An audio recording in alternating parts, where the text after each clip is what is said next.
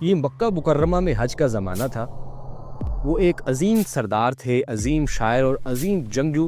وہ جب مکہ مکرمہ میں آئے تو لوگوں نے انہیں بتایا کہ یہاں پر ایک دیوانہ ہے، ایک وہ جادوگر ہے، ایک مجنوں ہے، وہ شاعر ہے۔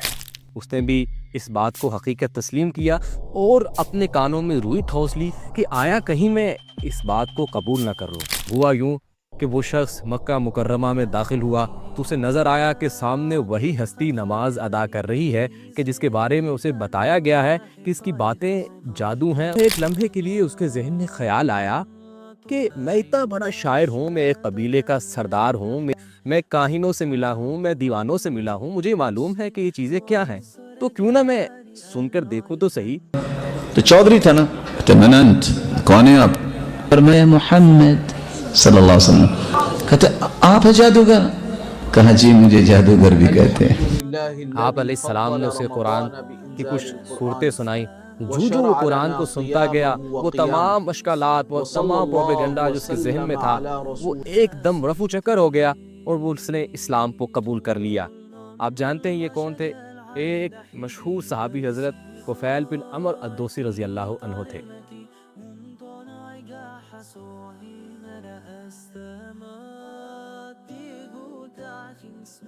ہم ان کی تاریخ پر، ان کی سیرت پر کچھ انشاءاللہ نگاہ دوڑائیں گے۔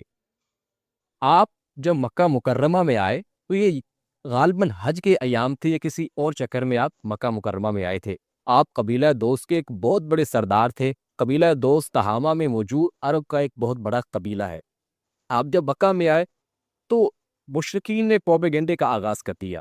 انہوں نے پروپیگنڈا کیا کہ اس شخص سے آپ ملیں گے تو یہ ایک بہت طاقتور جادوگر ہے، ایسا جادو کرتا ہے کہ رشتوں کو توڑ دیتا ہے، باپ کو بیٹے سے جدا کر دیتا ہے اور بیٹے کو باپ سے جدا کر دیتا ہے، اور حتیٰ کہ خاوند اور بیوی میں بھی رخنا ڈال دیتا ہے۔ انہوں نے سمجھا شاید یہ سچ کہہ رہے ہیں کیونکہ پروپیگنڈے کا اثر ہی اتنا تھا۔ اور انہوں نے یہ بھی کہا کہ یہ شاعری بھی، یہ ایسا کلام پڑھتا ہے کہ آپ اپنے وس میں نہیں رہتے۔ انہوں نے تہیہ کر لیا کہ میں نے اس کی بات تو نہیں سننا۔ انہوں نے کان میں، وہ کہتے ہیں میں نے کانوں میں روح ٹھونس لی کہ کہیں اس کی آواز میرے کانوں میں نہ پڑ جائے۔ لیکن شومی قسمت کہ وہ خانہ کعبہ میں پہنچے تو دیکھا کہ وہاں پر وہی ہستی حضرت رسول اللہ صلی اللہ علیہ وسلم نماز ادا کر رہے ہیں۔ انہوں نے دیکھا اور سوچا کہ میں طفیل بن عمر عرب کا اتنا بڑا شاعر ہوں، میں جنگجو ہوں، میں سردار ہوں، تو میں کیوں کر اپنی عقل کو اپنے قابو میں نہیں رکھ سکتا؟ مجھے چاہیے کہ میں اس کو سن کر تو دیکھوں کہ جس کے بارے میں پروپیگنڈا کیا جا رہا ہے۔ انہوں نے یہ تہیہ کیا اور آپ کے پیچھے پیچھے چل پڑے، حتیٰ کہ آپ جو اپنی منزل مقصود پر پہنچے تو بھی آپ کے پیچھے گئے اور آپ سے کہا کہ یہ ماجرا ہے، آپ کے بارے میں مجھے یہ بتایا گیا ہے اور اب آپ مجھے اپنا کلام سنائیے۔ آپ علیہ السلام نے جو قرآن کی تلاوت کا آغاز کیا تو ان کے دل پر لگے تالے کھلنے لگے اور وہ ہلکا بگوش اسلام ہو گئے۔ اب انہوں نے حضرت رسول اللہ صلی اللہ علیہ وسلم سے گزارش کی کہ آپ میرے لیے دعا کیجئے تاکہ میں اپنے قبیلے دوست میں جاؤں، لوگوں کو اسلام کی تبلیغ دو، تو اس کے لیے کوئی نشانی ہو میرے پاس۔ آپ کی دعا سے آپ کے چہرے پر ایک روشنی پیدا ہو گئی، لیکن آپ نے کہا کہ نہیں، اللہ سے دعا کیجئے کہ یہ روشنی میرے کہیں اور جگہ منتقل ہو جائے تاکہ لوگ یہ نہ کہیں کہ یہ چہرے پر شاید کوئی نقصان کرایا ہے یا اس کے چہرے کو مس کر دیا گیا ہے۔ آپ نے پھر دعا کی تو وہ روشنی ان کے نیزے کی اوپر والے بالائی حصے یعنی کہ انی کے اوپر منتقل ہو گئی۔ اب وہ اپنے قبیلہ دوست کی جانب گئے اور وہاں جا کر انہوں نے دعوت کا آغاز کیا۔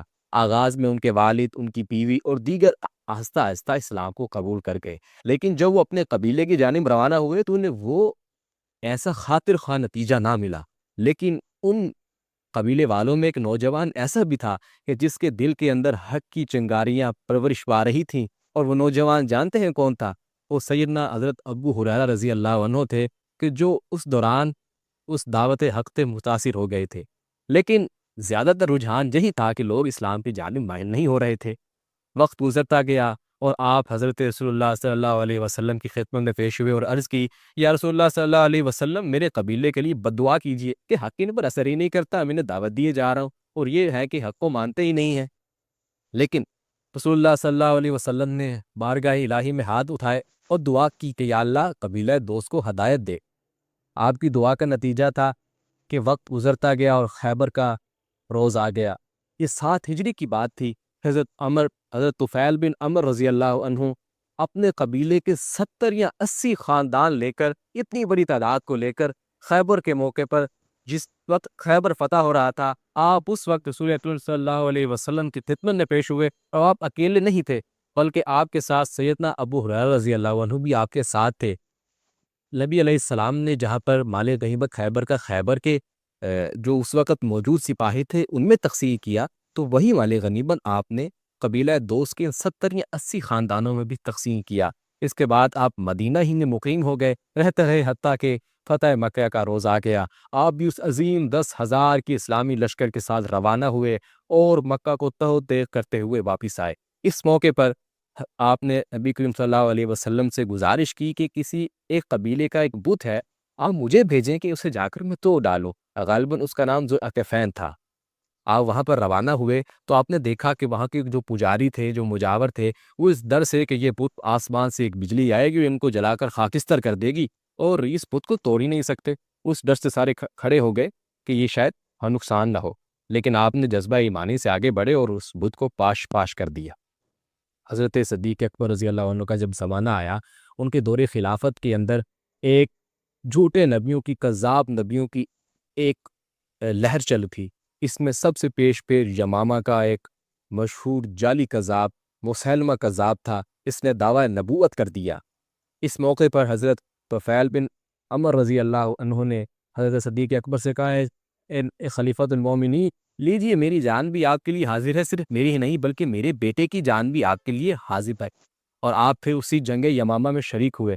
ابھی آپ اس سفر ہی میں تھے کہ آپ نے خواب دیکھا کہ میرے سر کے بال مونڈ دیے گئے ہیں اور ایک عورت نے مجھے اپنے پیٹ میں چھپا لیا ہے، اور تیسرا آپ نے یہ دیکھا کہ میرا بیٹا امد میرے پیچھے آنے کی کوشش کر رہا ہے، لیکن کوئی چیز ہمارے اور اس کے درمیان حائل ہو گئی ہے جو مجھے اپنے تک پہنچے نہیں دے رہی۔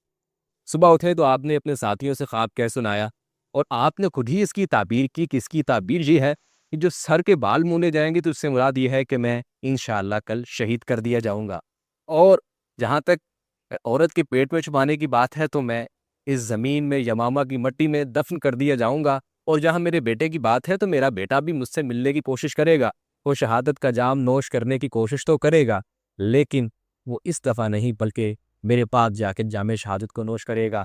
اور اللہ کا کرنا ہوا کہ ان کے حرف سچ ثابت ہوئے، اور جنگ یمامہ میں وہ شجاعت کے ساتھ لڑتے ہوئے اسی جنگ میں جام شہادت نوش کر گئے۔ لیکن ان کے برخودار حضرت عمر بن طفیل بن عمر الدوسی اس جنگ میں شہید نہیں ہوئے بلکہ ان کا ایک بازو کٹ گیا، اور پھر وہ بعد ازاں جنگ یرموک میں شہید ہوئے۔ یہ حضرت طفیل بن عمر الدوسی رضی اللہ عنہ کی ایک ہم نے مختصر ان کی ایک سیرت آپ کے سامنے پیش کی ہے کہ کیسے ایک شخص کے جس کو پروپیگنڈے کے ذریعے ڈرا دیا گیا تھا، دھمکا دیا گیا تھا، جس کے ذہن و دماغ کو اس بات پر آمادہ کر دیا گیا تھا کہ فلاں شخص سے آپ نے نہیں ملنا، اگر ملیں گے تو آپ کو وہ گمراہ کر دے گا، لیکن آپ نے اس بات کو پس پش ڈال دیا کہ حق کے راستے میں پروپیگنڈے کیا کام کر سکتے ہیں۔ جب آپ کے دل حق کے لیے آمادہ ہو تو خاک لاکھ پروپیگنڈے ہو، وہ آپ کو نہیں دکھا سکتے۔ اللہ تعالیٰ سے دعا ہے کہ اللہ ہمیں اس سے سبق سیکھنے کی موقع دے۔